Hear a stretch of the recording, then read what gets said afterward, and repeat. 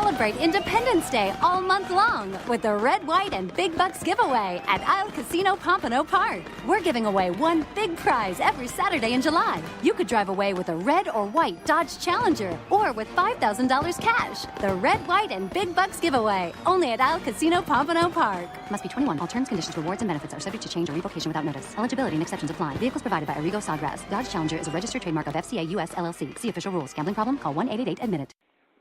Blog Talk Radio. I remember when I lost my mind. There was something so pleasant about that place. Even your emotions have an echo in so much space. And when you're out there without care, yeah, I was out of touch. But it wasn't because I didn't know enough. I just knew too much. Does that make me crazy? Does that make me crazy? Does that make me crazy? Possibly.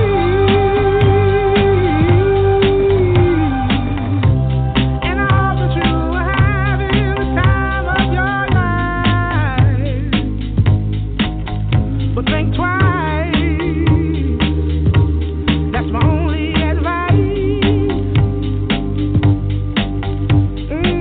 Come on now, who do you think you are? Bless your soul. You really think you're in control? Well, I think you're crazy. I think you're crazy. I think you're crazy. Just like me.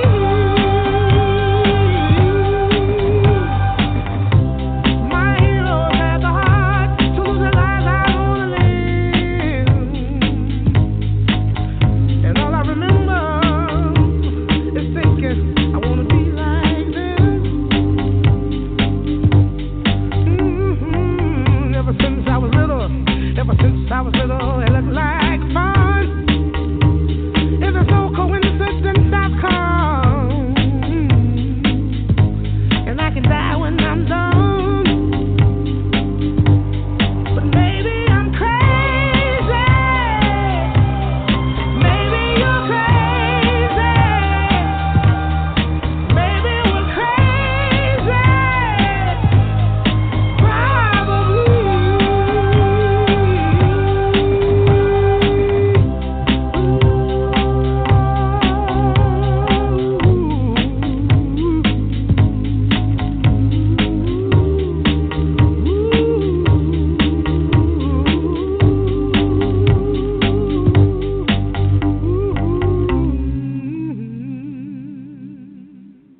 Good evening, ladies and gentlemen. If it's Wednesday night at 8 o'clock Eastern Daylight Time, then it must be time for your favorite all-time show, Off the Chain, and I'm your host, Yvonne Mason. I want to welcome each of you to the show tonight.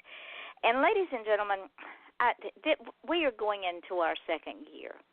And I know y'all say, she's going to give us the spiel again. Yes, I am. And y'all are going to get sick of it, but I don't care. When I started this show 2 years ago this month, I did not realize where this show was going. I thought, well, if I get 10,000 listeners, I'll be a happy camper, because it's really about other people. It's really about my guests and the listeners. Well, this morning, and I didn't even run the podcast numbers, this morning I looked at the numbers just for this show, and we're very short of 128,000 listeners just on this show. Now, just let that soak in for a minute. All of y'all, the listeners, my guests who keep coming back, who I keep dragging back by the head of their hair saying, you will appear, and they're going, okay, we will. No, they come back because they love this show because we have so much fun. But all of y'all, it's your show. Y'all are the ones that make this show great. I just am the facilitator. I just run the board. I just do the interviews. I just bring guests in. Y'all are the ones that make it great. I'm so humbled and so grateful and so appreciative. And Australia, God love you, and I mean that from the bottom of my heart. Y'all are our biggest listeners on this show. Y'all outrank the good old USA. Now, I don't know how that's happened. Don't care how that's happened. I am so grateful for all of you in Australia that listen to this show and share it. Y'all are 98% of my listening base, so thank you so, so much. And it has paid off for one of my sponsors for this show. And she said, Ivana, I don't believe it. She's been on the show, but she also runs an ad on my show, and she's been running this ad now for several months. Her name is Diane Moat, and she has a series of books, and they're called the Sam Holden series. The first one in the series is called Doggone. The second one in the series is called Dogfight. And it goes, wherever a helpless animal whimpers in the dark and wherever the system fails to protect an animal, she'll be there, and she's not giving up anytime soon, so you've been warned. When Sam Holden receives a tip about a brutal dog fighting ring, she embarks on one of her most dangerous acts of vigilantism yet. The monster known as the puppeteer circles Sam's world while she unknowingly circles his.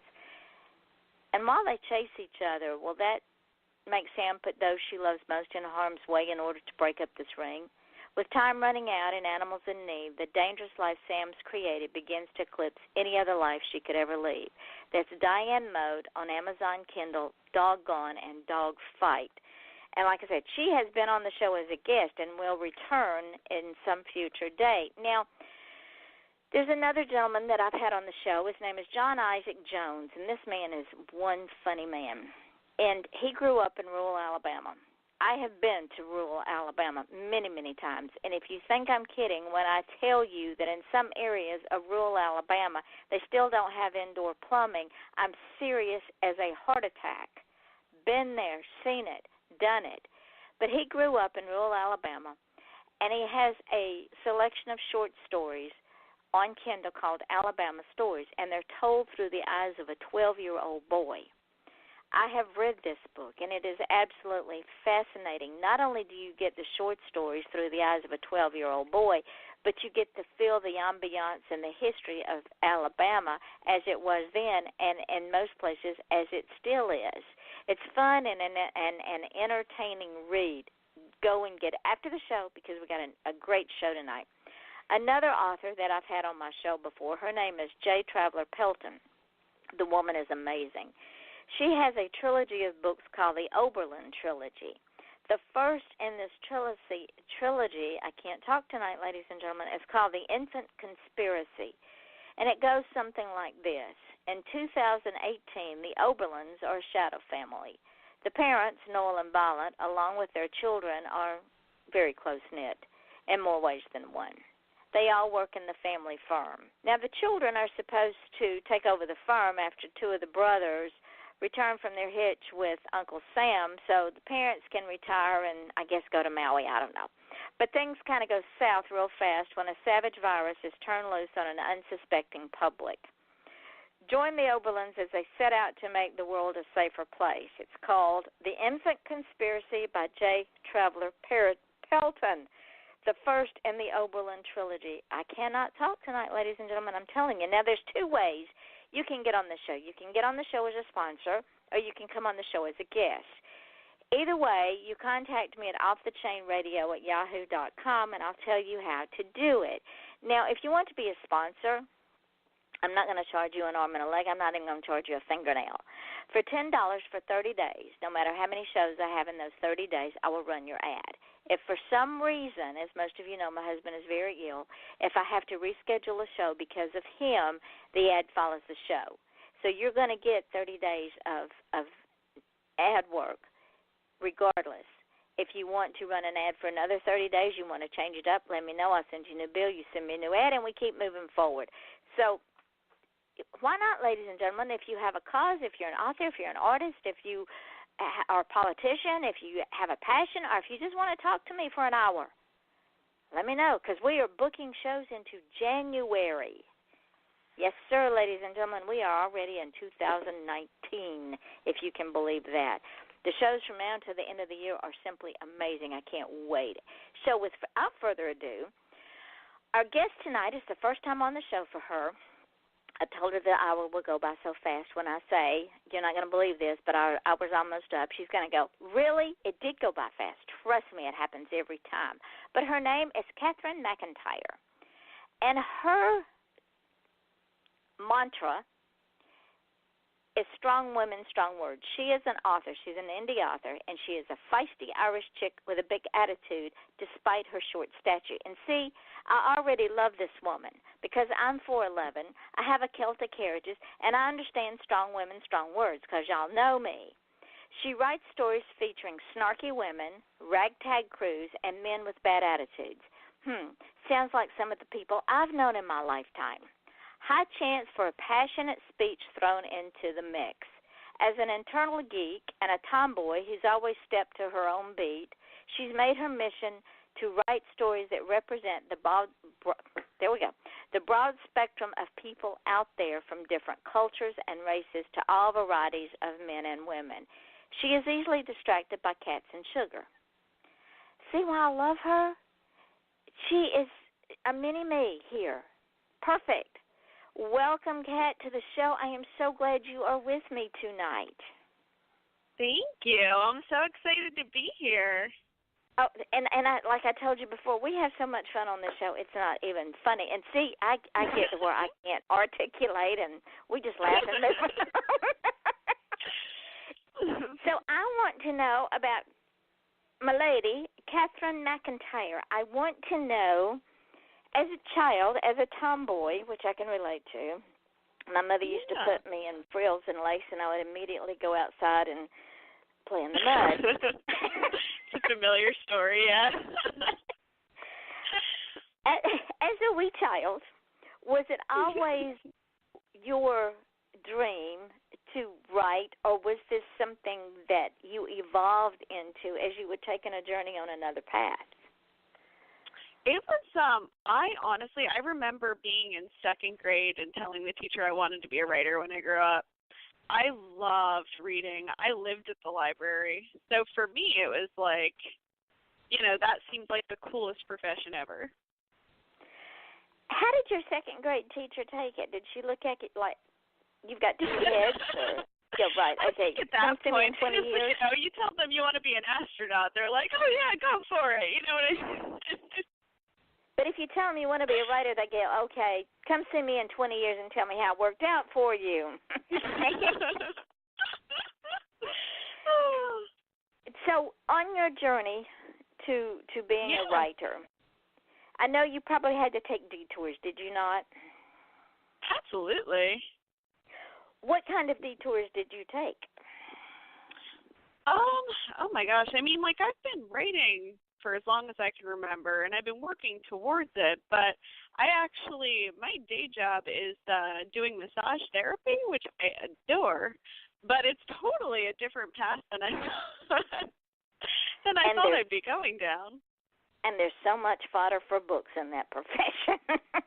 There really is, because you're talking like every session, I've worked on, at this point I've been doing it for 8 years, I've worked on thousands of people, and you're working one-on-one with them, and everyone has, just like every single person's body is unique. They all tell their own stories, and it's such good writing fun. And would it be fair to say that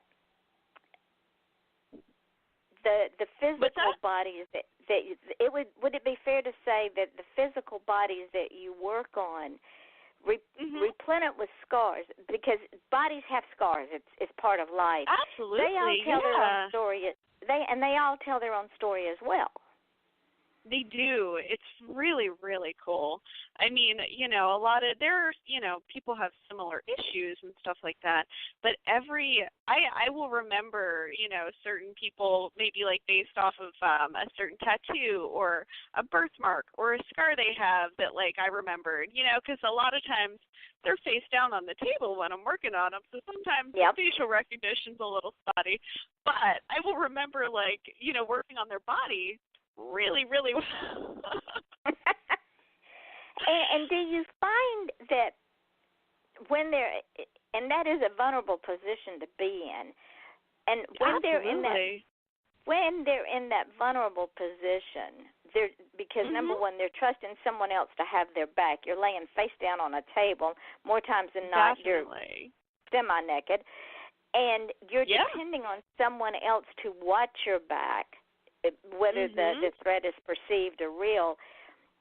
And you have to really trust that person in order to allow them to do something with you.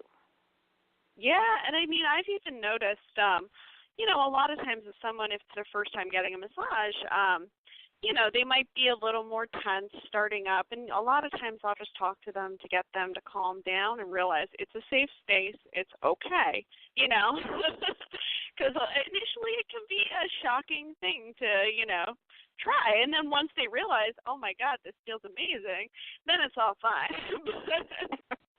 But it's like it's that fear of being exposed and of not being in control, because you're trusting someone else that you don't know from Adam's house cat to watch your back, not to physically or emotionally or mentally hurt you. And if they do, you can't do anything about it because you're literally pinned to a table. I know. And that's why, the states have been changing the legislature for massage.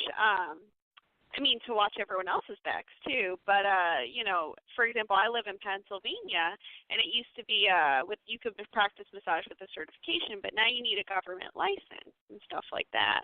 And you really go through so many rigorous rounds of background checks, and it's a good thing. But on top of that, too, we're trained to deal with, because, you might get someone on the table who, I know you write true crime, people have been through a lot of sometimes harrowing experiences, and we are trained in our classes actually on how to handle someone with like PTSD or someone who was an assault. But you know what I mean? Like if someone has a reaction on the table, just because bodies carry a lot of sense. You have muscle memory, and when you've been through a trauma, you carry that with you. And so sometimes, like even just like working on someone's leg, for example, if they had an injury there or trauma, they might like jerk suddenly or might have some reaction that they didn't know they would have, Or trying to come up off the table and wring your neck because you've hurt something. God, I hope not. That'd be terrifying. But that makes sense for you to be always cognizant of what's going on. And like you said, the body itself, not only the mind, but the body itself has a lot of muscle memory, and the triggers sometimes are worse than the injury, the trauma, or the assault. Absolutely. Yeah, and I've heard of this happening in stuff like yoga, too, but it also happens in massage. Sometimes, again, if you've been through a trauma or things like that, and you're getting worked on, your muscles are releasing, and so sometimes that releases the emotions, too, that you might have pent up and not realize. So, like, people have started crying and stuff, and that's just something you let them cry it out. And they're going through a thing, and you just let them weather through it. Would it be safe to say, Kat, that it can also be emotionally, physically, and mentally healing, because like you say, you've allowed them to release that emotion they probably didn't even realize was still there. They thought they'd worked through it all and they were fine, but there was that deep-seated dark place that nobody goes to that still needed to be healed. Absolutely, and that's one of the things I really love about the job is like the healing element of it. See, ladies and gentlemen, y'all just learned so many wonderful things on today. You had no idea. That's why we call it off the day. I know. You thought you were talking about writing.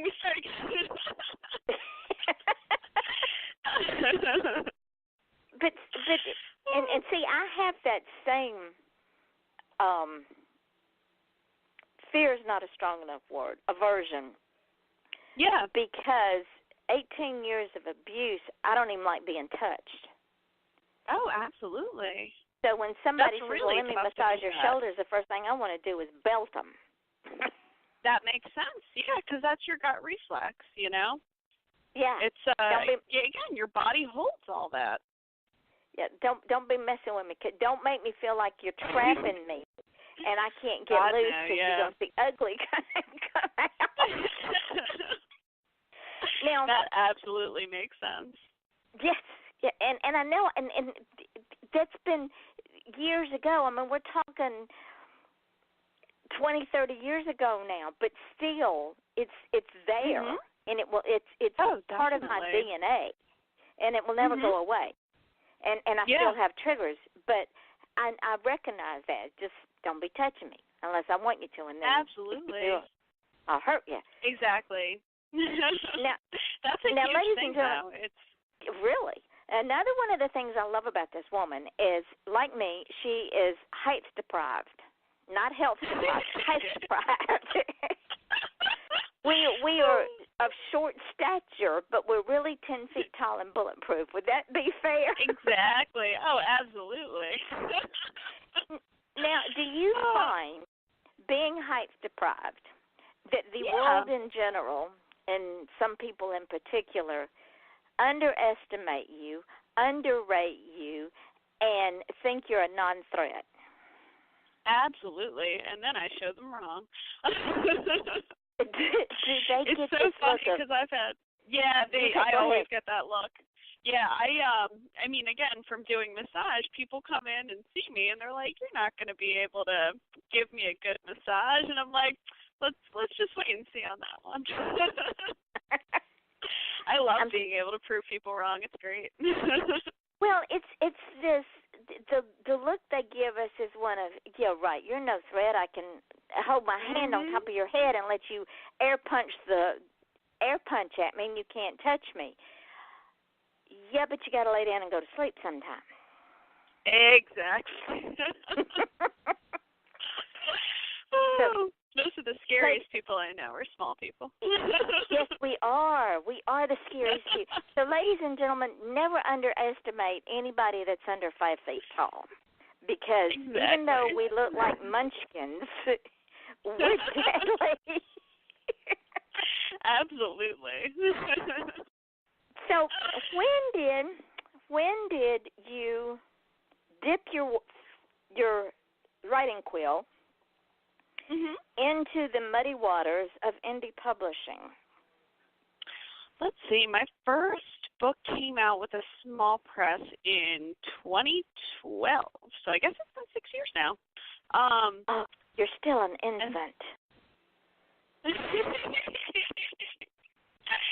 And so I started there, and I mean I had been writing forever, and then I started submitting it out, and I had poetry and like some short stories published, but not a full length novel. And then my steampunk book, An Airship Named Desire, got picked up by Hazardous Press, which unfortunately is no longer a press, but that's fine. it's still out there. Pull it back and then put it back out there again.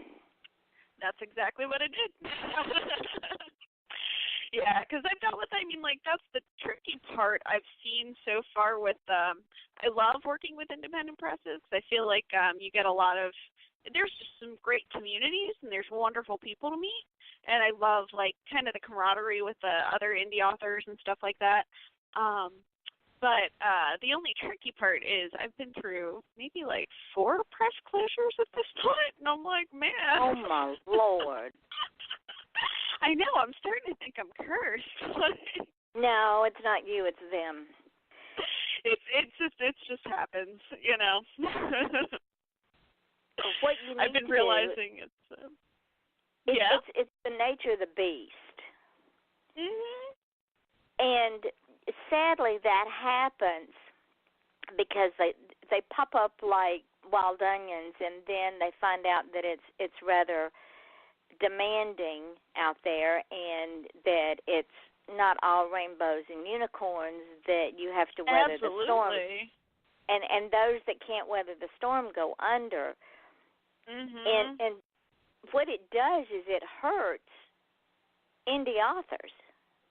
Yeah. It's so really the next tough. Time, the next time your indie press goes under, let me know. Aw. Now, Why Yeah. do you write steampunk? Oh, let's see. I was always, I've always been kind of geeky. I've gone to Renaissance fairs. I've gone to, different conventions and stuff like that. And so from going to a lot of that stuff, I started seeing steampunk infiltrate into things. And especially like the fashion. People dress like in these really cool Victorian dresses and, with all these gizmos. I mean, I remember going to a convention and seeing someone who had taken like a phonograph player and put in his iPod, like he hooked up his iPod to it, so the music was through that as he carried this backpack along that he constructed. The thing was beautiful. It was so cool. But so then I started getting into steampunk and like checking out the conventions and stuff like that. And there's this whole just really interesting genre out there. The first book that I read that involved steampunk, I'm thinking, okay, you're going to take the 1800s, which, ladies and gentlemen, steampunk is usually set in the 1800s because that was the beginning, correct me if I'm wrong, that was the beginning of the industrial age. That is when things really started moving forward with machinery and versus manual labor and steam-powered trains, planes, and automobiles. So this whole genre of steampunk came up, but they took it to another level. Yeah, people have really gone crazy with it in a fun way. There's so few rules, and I think that's why a lot of creatives tend to dabble in it. Because there's it's so difficult to define that it gives so much room to play with, That and so you see understatement. And I've read some steampunk, and I'm going, where are these people getting this? Because they've taken a very rigid era in history. I mean, one of the most rigid eras in history that I can recall, and absolutely made it something that's absolutely insanely fun, off the wall, and anything goes.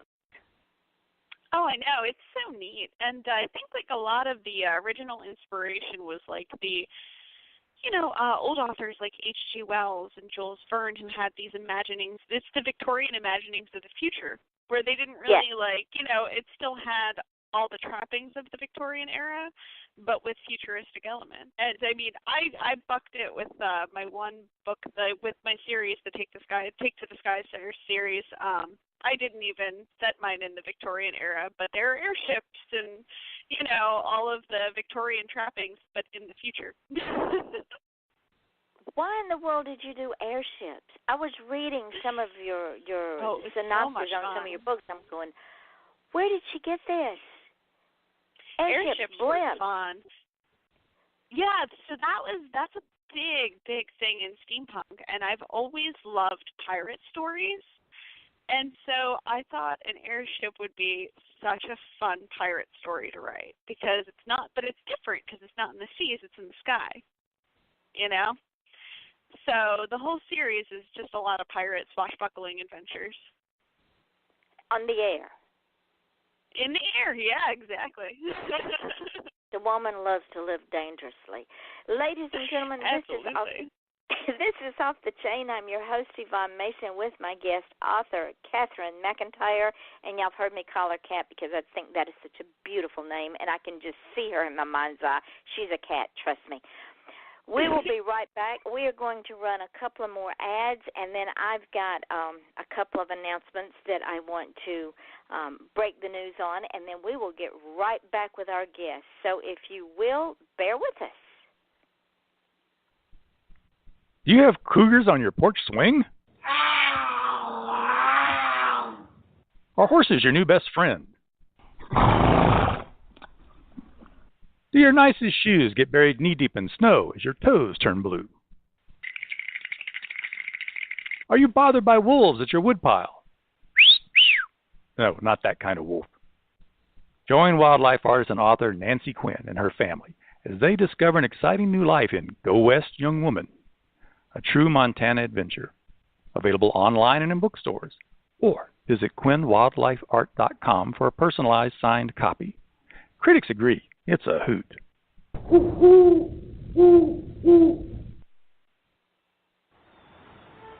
A struggling city, its beloved baseball team, an antique camera, and photos from that camera that bear an image from the pit of hell, an entity only a select few can see.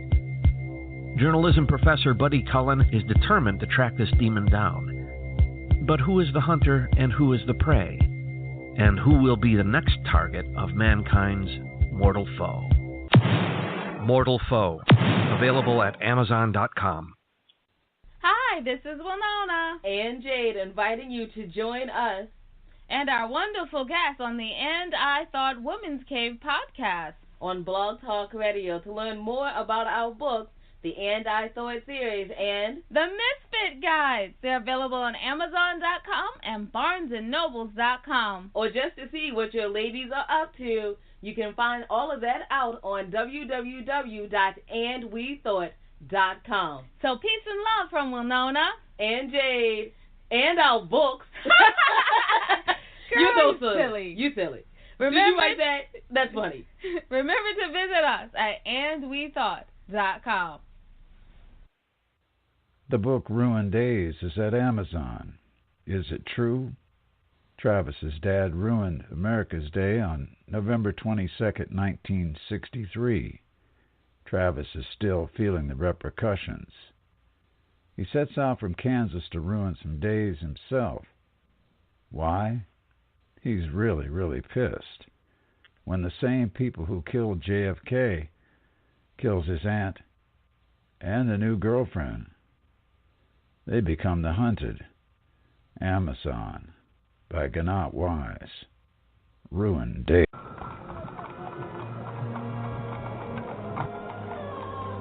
The year, 1888. The place, London's East End. Dead and mutilated bodies are popping up all over, from Stamford to Whitechapel. Jack the Ripper is leaving his mark, and the city's on edge. Yvonne Mason is back with a tale of murder and millinery. The Rhodes Hat Factory is booming while the body count rises. Why now? How are these hats connected? Has the Hatter gone mad? Mad Hatter, from Yvonne Mason.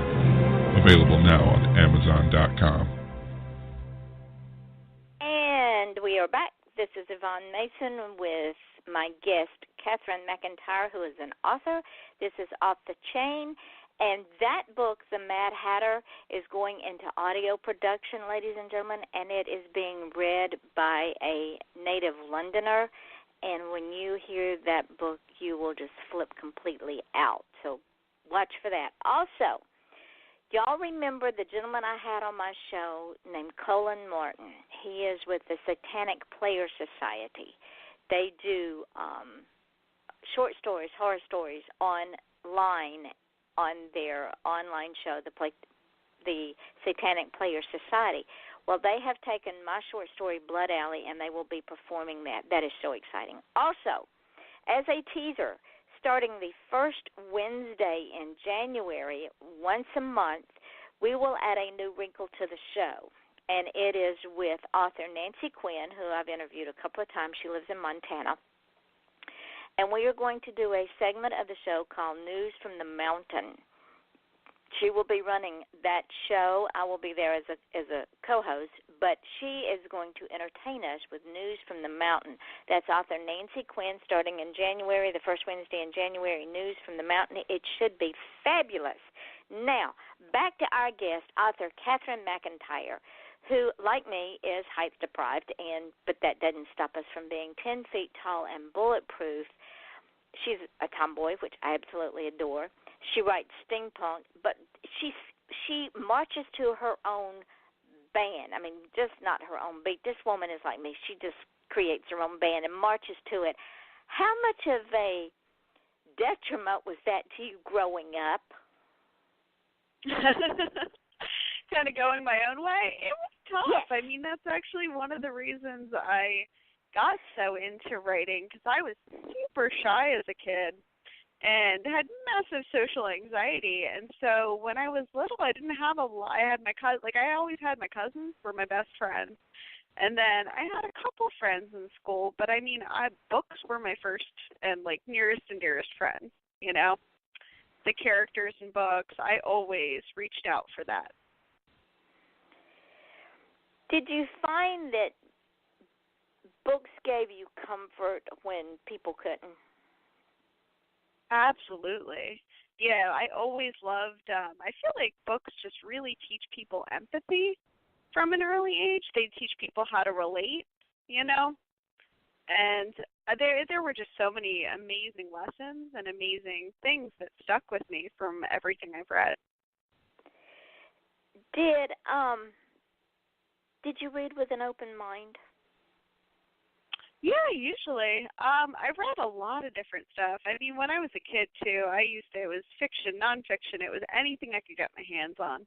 I had giant duffel bags I would bring to the library, load them up, and then every 2 weeks rotate it around. What books did you like to read the most? I used to read, it's what I now call fantasy glob monster books. I read those really, really long, in-depth fantasy books that I feel like nowadays I just don't have the attention span for. I look at it then and I'm like, how did I read that? But it would be those 1,000-page fantasy tomes. But I mean, really, it was. I remember, just blowing through. It would be anything young adult. I just got my hands on and read. The reason I ask is because somewhere in the recesses of your mind, those books had to come out in what you write now, because you write steampunk, but it's a fantasy type steampunk. It's a world within a world. Yeah, absolutely. I mean, even probably what I predominantly have been writing as of late, which is something I never read growing up, funny enough, is romance. But even the romance I write tends to be paranormal romance, where there's fantasy elements in it. So yeah, it all works its way. See, ladies, we are the product of our environment, ladies and gentlemen. Trust me. I read things like In Cold Blood and Helter Skelter, so no wonder I write true crime. That makes perfect I was sense. reading I read In Cold Blood in 7th grade, and the teacher thought I was nuts. Oh my gosh, but, that's amazing. That's awesome. But I didn't read romance because it bored me, because you always knew how it was going to end. And that was when Harlequin was really big. My grandmother read Harlequin. My mother read. There was Harlequin books all over the house, and I'm looking at them and go, okay, just give me something bloody. This doesn't even interest me. See, that's why I combine my romance with a lot of fighting. There's because I do a lot of paranormal romance, so you get the action in there too, because it's werewolves. It's big battles against monsters and stuff like that. I think those elements are just so much fun. I wouldn't be able to just do plain old either. Yeah, you would be so bored with just plain old romance. You've got to have a depth within your books. I can just about, without reading any of your books yet, I can just about guarantee you that the reader has no idea how it's going to turn out until they get towards the end. I like to keep people on their toes. It's fun that way. And that brings me, ladies and gentlemen, to an anthology that Kat did that I downloaded today and started reading it, and it's called Corsets and Cops. Now, when I saw that and when I saw the title, I'm going, okay, corsets and cops. Cops I understand. Corsets not so much. But okay, let's see what is between the pages, because the title, the book cover's phenomenal, but the title it's just stunning, Margaret. Yeah, just blew me out of the water. But the title the woman itself, who organized it. I had to buy it, but the woman that organized it, go ahead.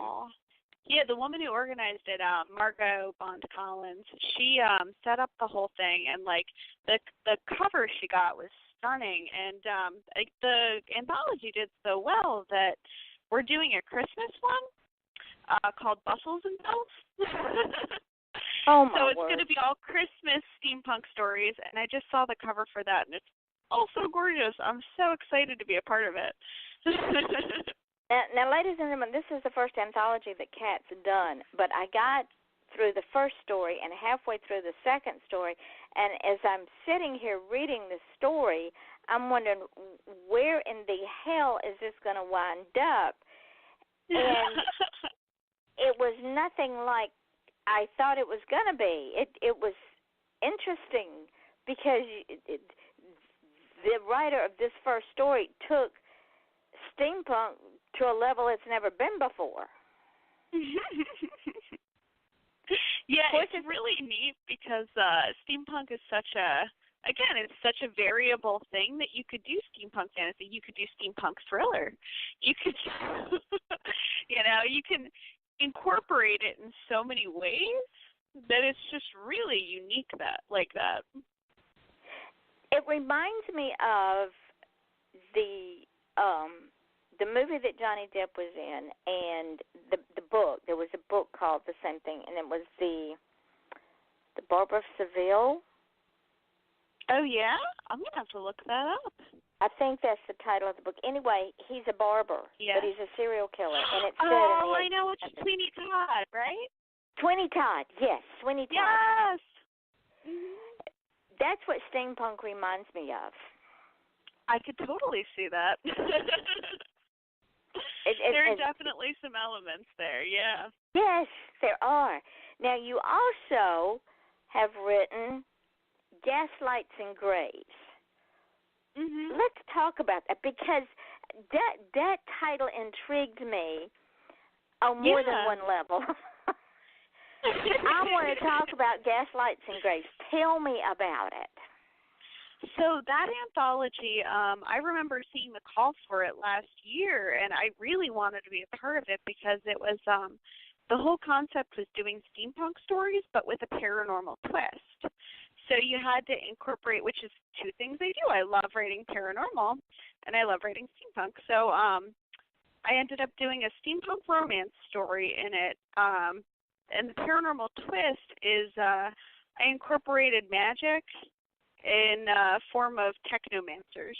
So the story itself is called Of Tinkers and Technomancers, and the woman who's the technomancer can control like all that cog-like machinery.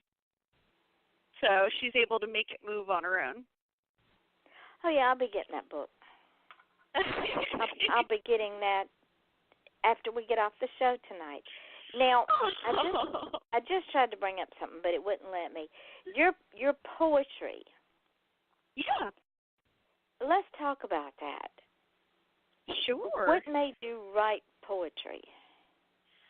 So poetry was actually one of the early forms that I loved expressing myself in. When I was, I actually went to college. I have my BA in literature. And I loved taking the poetry classes. We did a lot of studies into British and like just different British poetry, British Irish poetry, stuff like that. And it was really fascinating to break down everything. I love how concise it is. You know, you have to communicate so much in such a short space, and I think that's a really cool thing. I just brought one up. If you don't mind my reading it, I'm sitting here just drooling. It's so poish. It's so with a twist. Ladies and gentlemen, this is called Envy the Beast by author Katherine McIntyre. All-consuming, overwhelming, its whimsical green tendrils carving bags under my eyes and furrowing my brow. Vines threatening to choke, they cast a spell upon my senses until drowning in a plethora of futility, sludge-like steps. I am entangled more than ever down this path of putrid entropy. I hope I said that right. Stumbling as I perceive hazy thoughts that bring much agony. My syrupy cough contaminated like bile in my throat. I choked to see what I imagined, vile tragedy, my mouth offended. The vines descend in endless spirals, carrying their circular disease. My fingers grasp upon some logic and small sentimentality. Within my grasp is truth and honesty. As my clinging vines snap, a thought of loyalty between us. That is amazing. Oh, thank you. Envy the Beast. Yeah, it was based on such a simple concept too. I just I wanted to communicate jealousy and that feeling. Well, I think you did, honey, in a very succinct way. Here we go. Now, this is her steampunk. Ladies and gentlemen, this woman just fascinates me. I have to buy her poetry book, Electric Dreams. Her limbs are well-oiled, slick with chrome plates, and a motor that hums like a diesel truck. Hunched over, the ticking noise is a heart like clockwork, beating 60 beats per minute. The legs splayed out like two monkey bars, metal ball heels pressing against the concrete. She hears the tick, small iron digits pressed against her knees, tapping 60 beats per minute. Her marble eyes fog and her breaths are tiny vapors, puffed into the air like filtered cigarette smoke. The chrome heartbeat, a polished, the syncopation slows no longer, 60 beats per minute. And eyes, like polished agate, retreat into electronic dreams, the power button flashing, neon blue. Oh, my flippin' word. Child, that is amazing. Well, thank you. I really appreciate that. Wow, I can see that entire picture in my mind. Where did that one come from? That one was really kind of stemmed from being so connected to technology. And, being able to separate yourself from it. You think? I mean, that just, I can see the form, whether male or female, robot, if you will, steampunk, if you will, and it's moving and it feels like it's alive, and then somebody flips a switch and it's just a chunk of metal. Just kind of putters off. Yeah, exactly. Like some of the people I know, like some people's lives that I know. Yeah. Now, her books. Can you get your poetry books on Amazon? Actually, no. A lot of my poetry was just in individual magazines over the years and stuff like that. I have some of it on my website, but that's a good idea. Maybe I should start pursuing that. Oh, you're so evil. I would have downloaded everything you had. I love poetry. Poetry is... Me too. Because you know why? Because poetry can be a song set to music. Absolutely. I really love... You really love the flow of poetry. Yeah, I love the flow of poetry. It's so similar. There is a music to it. There's a rhythm. There's a pulse. Exactly. And you bring it to life. Reading it to yourself is one thing, but when it's read out loud, there's something about it that creates a vision that you might not see just reading it silently to yourself. Oh, yeah, I know. I love listening to poetry spoken out loud. It's so cool. Oh, my goodness. All right, now in our few remaining minutes, tell me about your books, because people I know are going to want to go get them. So the Tribal Spirit series, what is that about? So that is a shifter series set in Central PA. It is a lot of pack politics. So it's And the first book opens up with kind of like the cat versus dog thing, because it's a wolf pack and a mountain lion pack, and the wolf pack is run by a female alpha, and she is super ferocious, and the guy who comes in is the head of the mountain lion pack, and he's a pain in the ass. And so that's a recipe for a romance, right? Or Civil War, depending on how you want to look at it. Absolutely. It's a mixture of both. And so that series is really fun. I'm actually working on the third, but that's with a new publisher now, because my old publisher, Lucid, had closed this past May. But so both Tribal Spirits books 1 and 2 are going to be, book 1 will be republished, and then book 2 will be out brand new, beginning of 2019. So I'm really excited for that. It's going to be out with Totally Bound Publishing.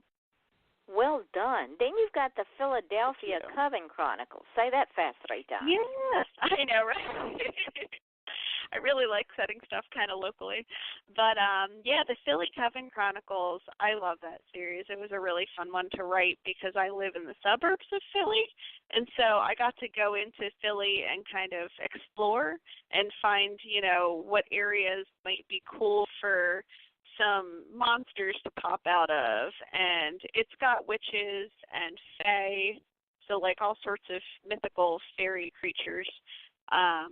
Really kind of gruesome. That one's, it's all romances, but I combine gritty and gruesome with romance, so.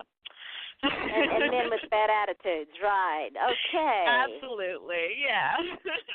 What's of Tinkers and Techromancers? So that's the book that's in Gaslights and Graves currently. That one was just really, really fun. And there is, so speaking of, automaton type of things and like those robots, that one features clockwork dolls, which is a very similar concept. They, except they run off of, like they're, on that intricate cog machinery. They, so the Tinkers make them.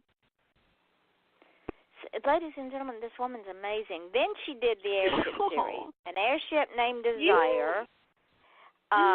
A Tale of Two Airships, and I was reading a little bit, I can't remember if it was an airship named Desire, A Tale of Two Airships, where your main character goes and steals back something that she's stolen, and it got stolen from her. So the first airship book is kind of like if you mixed Treasure Island with steampunk. And so it's there are adventure stories at the heart of it, except set in the sky because they're ships. And so I'm excited because I'm finally wrapping up that series. That was my first book ever published. And so, 6 years later, I'm wrapping up with the third book is kind of the third and final book in the series coming out this August. So I'm very excited about that. You say that, and then you're going to say, well, and when I bring you back, you're going to say, that series that I thought I wrapped up, well, I took and spun off one of the characters because they were screaming in my ear. Oh, that happens all the time. I totally Yes, I know. All They're the time. So noisy. And they fight for attention like little children. They really do. It's crazy. Aggravating. You just can't shut them. And then if you tell them to go away, they say, okay, watch this, and then they go away, and it takes forever to get them back when you want them because they want to come out and play when they want to come out and play. Oh, my God, absolutely. So you're finishing up that book, so what is next on your agenda besides the third and the other series? The Tribal Spirits? Yeah, so yes. I'm currently writing that one, and then the other series that just started this year with Evernight Publishing was the Discord's Desire series, which is paranormal romance. It's Fae meet rock stars, so it's got incubus and satyrs and all sorts of, different, like a siren, and they form a rock band. And it's a lot of adventures in that universe. So you get seduced, you get murdered, and you get who knows what all in one night. Exactly. It's super fun. Oh, my word. Well, you're not going to believe this, my darling girl, but we are almost to the end of our hour. Oh, my gosh, it did go fast. See? It never didn't I tell you, ladies and gentlemen, she was going to say that? So in the time that we have left, tell the folks where you can be found and where your books can be found. Sure. So all my books can be found on Amazon and a fair amount of other retailers. And then, I mean, my website is www.katherine-mcintyre.com. And I'm also on Goodreads and Facebook, so feel free to hit me up. Now, don't hang up when the show goes dark because I have some instructions for you, but sure. Will you come back? Absolutely. This was fun. See? We make it fun around here because we didn't even get to one of the things I wanted to talk about, which was another.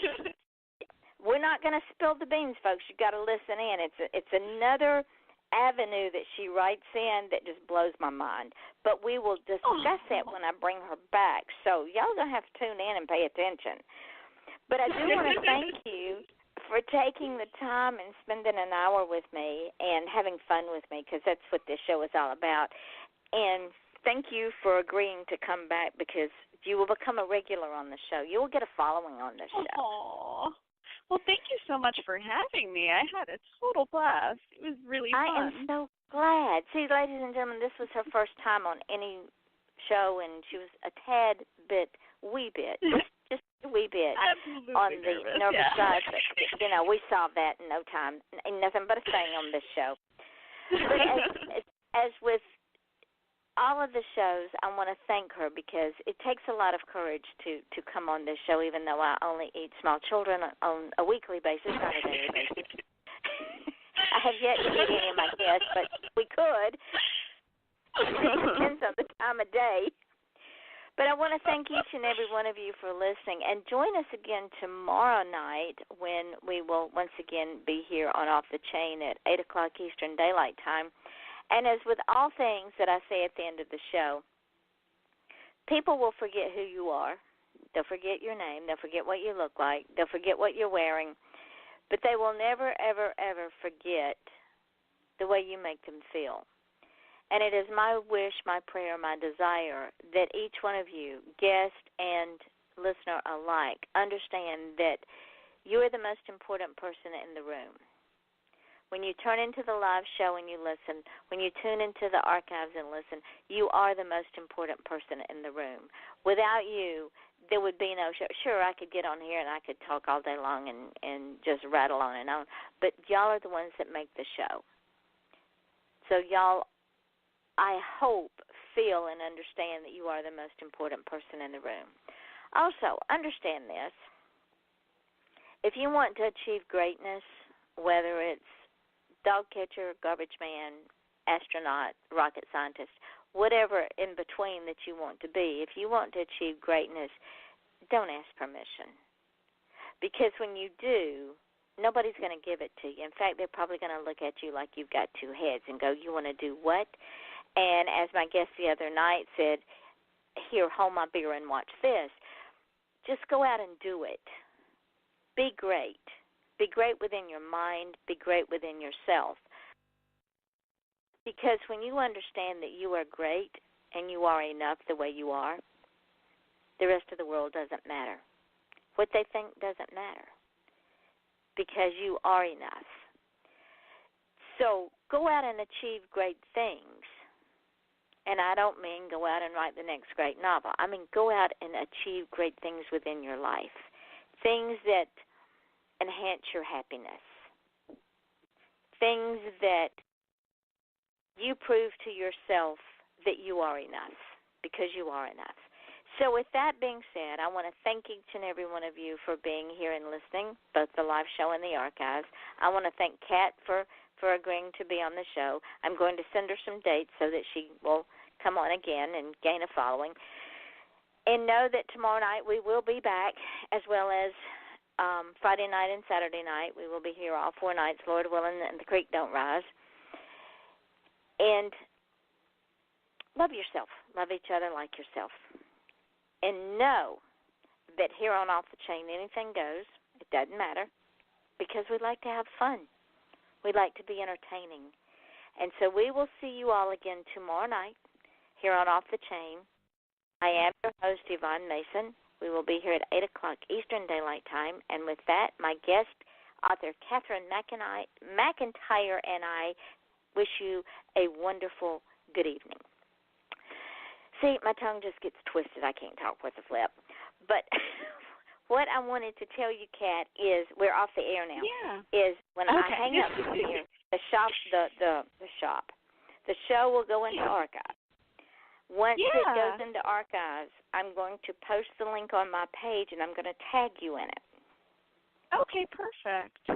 And you take it and run with it. Post it everywhere on your social media. I will be happy to, definitely. Oh, it gets better. Tomorrow, it will go up on Spreaker, on SoundCloud, on Mixcloud, on Podcast.com, on Podcast Garden, iTunes, YouTube, Stitcher, FM.com, TuneIn Radio, iHeartRadio, Spotify, and Reverb Nation. That's awesome. That's why we're heard in over 200 countries around the world. That's so cool. So I will send you the links, and I'll put them up on my page, and I will also tag you in those. We are up to, on Reverb Nation, we're up to 3,000 fans on that site alone. That's amazing. We are How long up have to you been doing this for? 2 years this month. Oh my God, that's wonderful. But it's all y'all's fault, because y'all have kept the show going. And I was down for like 2 months because I almost lost my husband, so I didn't run a show for 2 months. Terrifying. Yeah. But the show kept growing. I couldn't believe it. Just the that's support amazing. It is. I thank God every day. So, yeah, it's a beautiful thing. Join me on Reverb Nation. Definitely. Join me on YouTube, and you can also let's see, where else is it? iHeartRadio. You can also join that one. I'll just send you all the links, and you just join us. That sounds perfect. Definitely. And then take all those podcasts and spread them around. Absolutely. And have your social network, spread them around, because this is how you get known. This is how Diane Moat became number one in Australia, was this show. Oh, that's awesome. That's really cool. So with that, my darling, I'm going to let you go and enjoy the rest of your evening. I'll send you some dates for next year. You want to come on in January? That'd be perfect. Absolutely. Okay. You should have a couple and see, we didn't even get to talk about the fairy tale writings. That's true. I know. I had so much fun. Thank you so much for making it so easy to do. You are quite welcome. See, there was no reason to be nervous at all. It was just two friends having a conversation. It was a lot less stressful than I thought it was going to be. It was great. People overthink this stuff. I do. I really do. Just overthink it. Absolutely. No reason to overthink it. It's just fun. It really was. Well, and because I'm so flawed, when I screw up, I just laugh at myself. What are you going to do? Though. That's such a nice, it's comforting, though. I think that's it makes it a lot easier for people to go along with it, you know? Yeah, well, because none of us are perfect, and when I get tired, I can't help with a damn. I'm not. And it makes the listeners at ease, too, because absolutely. They understand none of us are perfect. Mm-hmm. So with that, I'm going to say good evening. I'm going to go check on my husband, and I will send you dates. Yeah. I will send you the link, and thank you That so sounds much. perfect. Thank you for having me, and I hope you have a wonderful night. You too, baby. Talk to you later. Thank you. I'll talk to you. Bye. Bye-bye.